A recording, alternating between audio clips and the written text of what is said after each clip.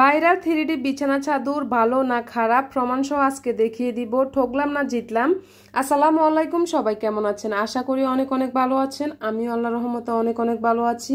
আর একটা নতুন ভিডিও নিয়ে চলে এলাম আপনাদের মাঝে। আজকে আমি আপনাদেরকে দেখাবো যে দুইটা বিছানা চাদর অর্ডার করলাম, সেগুলো কি ভালো হয়েছে না খারাপ হয়েছে, কি আমি ঠকলাম না জিতলাম অর্ডার দিয়ে, যেটা অনেক জনপ্রিয় 3D বিছানা চাদর। তো সেই সম্পর্কে কিন্তু আপনাদের সবকিছু বিস্তারিত দেখিয়ে দিব। তার আগে সকালে নাস্তা তৈরি করে নিই।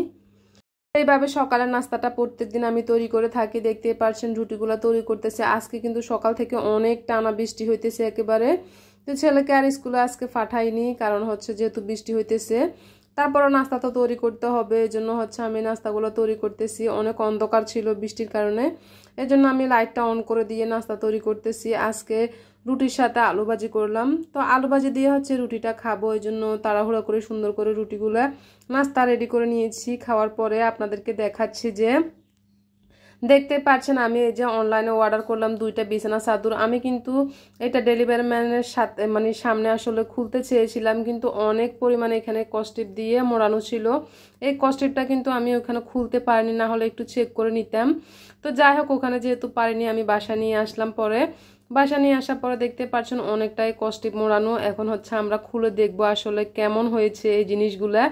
তো আপনাদেরকে বিস্তারিত কিন্তু এইখানে আমি প্রমাণ সহ দেখিয়ে দিব। এইটা এতটাই জনপ্রিয়, মানে সব জায়গায় ভিডিওটা করলে কিন্তু যে ভাইরাল 3D বিছানা চাদর এরকম সব সময় দেখতাম। তো নিজেরও অনেক আগ্রহ ছিল, এই জন্য হচ্ছে দুইটা নিয়ে নিয়েছি আমি অর্ডার দিয়ে। তো কেমন হলো দেখাবো, বলবো আমি।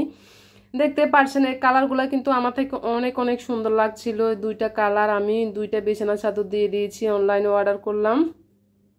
তা এখন দেখতেই পাচ্ছেন আপনারা মোবাইলের মাধ্যমে মানে কেমন দেখা যাচ্ছে, কিন্তু ওখানে যে একটা ছবি, যে একটা ওরা মানে একটা থাম্বনেলের একটা ইয়েটা দেয় এতটাই সুন্দর। ওটা হচ্ছে আসলে মেইন যে আইফোন দিয়ে ওরা ভিডিও করে। আইফোন দিয়ে ভিডিও করলে কিংবা ছবি তুললে ওগুলো এতটাই সুন্দর দেখা যায়, মনে হচ্ছে ওরা দেখায় বারবার বলে যে জ্যান্ত ফুল। দেখতে পারছেন মনে হচ্ছে এগুলা ছোঁয়া যাবে, আসলে সত্যিকারের জ্যান্ত ফুল। কিন্তু দেখেন আমার মোবাইলে এটা ভিডিও করলাম, আমার মোবাইলেও কিন্তু অনেকটাই সুন্দর উঠেছে, খারাপ উঠে নয়, অনেকটাই সুন্দর। কিন্তু বাস্তবে যে কাপড়টা আমি হাতে পেয়ে মানে আসলে থমকে গেলাম। এত দাম নিল এগুলোর দামটা আসলে বেশি, কিন্তু তার তুলনায় একেবারে আমি মনে করি কিছুই না বিছানা চাদর। আমি কিন্তু অনেক অনেক ঠকলাম এগুলা কিনে, বিশ্বাস করেন। এতটাই পিছলে পিছলে মানে যে শুইলে এগুলো একেবারে বালিশ সহ দৌড়ায়, মানে শোয়া যায় না এমন অবস্থা। আমি জানতাম না এরকম হইব, যে দেখতে পারছেন বিছানোর পরে কেমন দেখা যাচ্ছে, কিংবা যতটাই দেখা যাচ্ছে কালারটা আরেকটু কিন্তু ডিফারেন্ট। আসলে মোবাইলের মাধ্যমে মোটামুটি আমি মনে করি সুন্দর দেখা যাচ্ছে, কিন্তু অতটা সুন্দর না আমি মনে করি। দেখতে পারছেন মানে কতটা সুন্দর দেখা যায় ওইখানে। তো যাই হোক, আমি মোটামুটি ঠকলাম আমি মনে করি এগুলো অর্ডার দিয়ে। তো যদি আপনারা আসলে কিনে থাকেন কেমন হয়েছে আমাকেও কমেন্ট করে জানাবেন। আমি মনে করে আপনারা এগুলা কিনবেন না। আমি ভাবলাম আসলে যদি আমি দুইটা সুতি বেজে বিছানা চাদরগুলো ওগুলো অর্ডার দিতাম 1000 করে, তাহলেও কিন্তু আমি 3টা পেয়ে যেতাম। এগুলো হচ্ছে 3200 টাকা। তো 3200 টাকা দিয়ে আমি এই দুইটা অর্ডার দিয়েছি, একটা 1600 করে।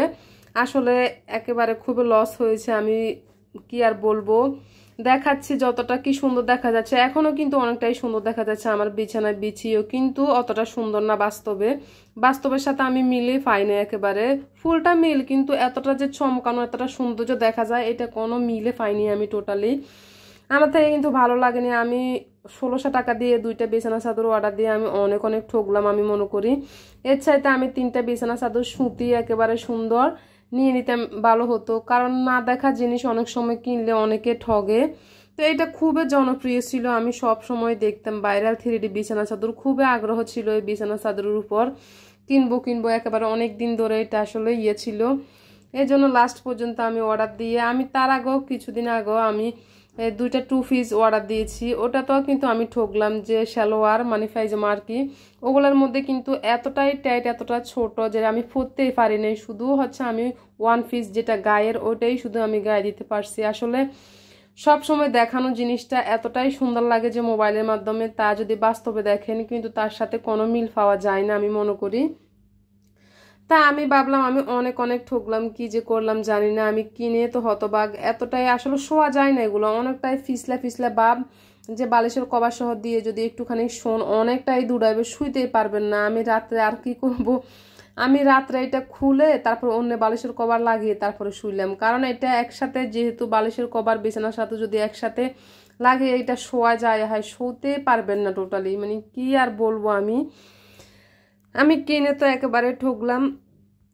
তো আপনারা কি কেউ কিনেছেন কিংবা ভালো হয়েছে কিনা আমার জানাবেন। যদি কেউ কিনে থাকেন কিংবা ভালো হয়েছে, মনে হয় হয়তো বা আমারটাই খারাপ হয়েছে, আমি ভাবলাম, জানি না কারটা কেমন, কেউ কিনেছেন কিনা। আর যারা কিনবেন তারা তো বিস্তারিত শুনে নিয়েছেন, আমি সব বললাম। তো যাই হোক, আমি এটা কিনে তো ঠকলামে, আর কি বলবো, কিছুই বলার নাই, আমার কোনো ভাষা নেই। কিনে আমি একেবারে মানে কি আর বলবো। যাই হোক, এখানে হচ্ছে আজকে রান্না বান্না করতেছি। এখানে ভাত হয়ে গেছে আমার, মশারির ডাল এখানে আমি ভালোভাবে সিদ্ধ হয়ে গেছে। মশারির ডালটা হচ্ছে আমি গুটে নিব, গুটে নিই তারপরে বাগার দিয়ে দিয়ে নামিয়ে ফেলবো। আর একটা আজকে আলু ভর্তা করব, আলুটা সিদ্ধ দিয়ে দিয়েছি। এখানে হচ্ছে বাগার দেওয়ার জন্য আমি কড়াইতে পেঁয়াজ রসুন দিয়ে দিয়েছি, এখন বাগারটা দিয়ে আমি নামিয়ে ফেলবো।